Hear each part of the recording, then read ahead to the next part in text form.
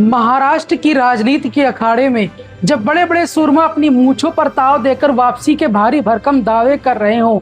और अचानक उनके पैरों तले से पूरी जमीन ही खिसक जाए तो नज़ारा कैसा होता है, यह आज पूरे देश ने देख लिया है। महाविकास आघाड़ी के खेमे में आज जो सन्नाटा और मातम पसरा है, उसकी गूंज सीधा दिल्ली तक महसूस की जा रही है, क्योंकि विधान परिषद यानी एमएलसी चुनाव के जो बम्पर नतीजे सामने आए हैं, उन्होंने उद्धव ठाकरे, शरद पवार और राहुल गांधी की रातों की नींद पूरी तरह से उड़ा दी है। जरा सोचिए, 17 सीटों पर जो महामुकाबला रचा गया था, उसमें 16 सीटों पर सत्ताधारी महायुति ने ऐसा भगवा लहराया है कि विपक्ष को दूर दूर तक एक भी सीट नसीब नहीं हुई। यानी स्कोर कार्ड पर महाविकास आघाड़ी का सुपड़ा पूरी तरह साफ हो गया है और उनके हाथ लगा है सिर्फ एक बड़ा सा जीरो। नांदेड़ से लेकर नागपुर और भंडारा से लेकर अमरावती तक हर तरफ फडणवीस और शिंदे गुट के ढोल नगाड़े बज रहे हैं, जश्न का माहौल है। जबकि दूसरी तरफ कांग्रेस और उनके सहयोगियों की ऐसी भयंकर फजीहत हुई है कि अमरावती में कांग्रेस उम्मीदवार को अपने खुद के विधायकों के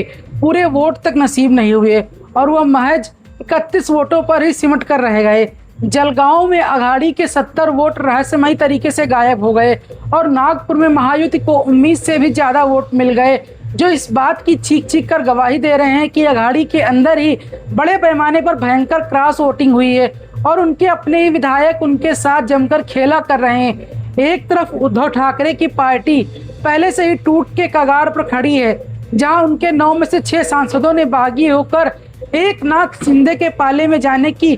खबरें सियासी हवाओं में तैर रही हैं और उस पर संजय राउत की अमर्यादित बयानबाजी, धमकियां और गालियां आग में घी का काम कर रही हैं।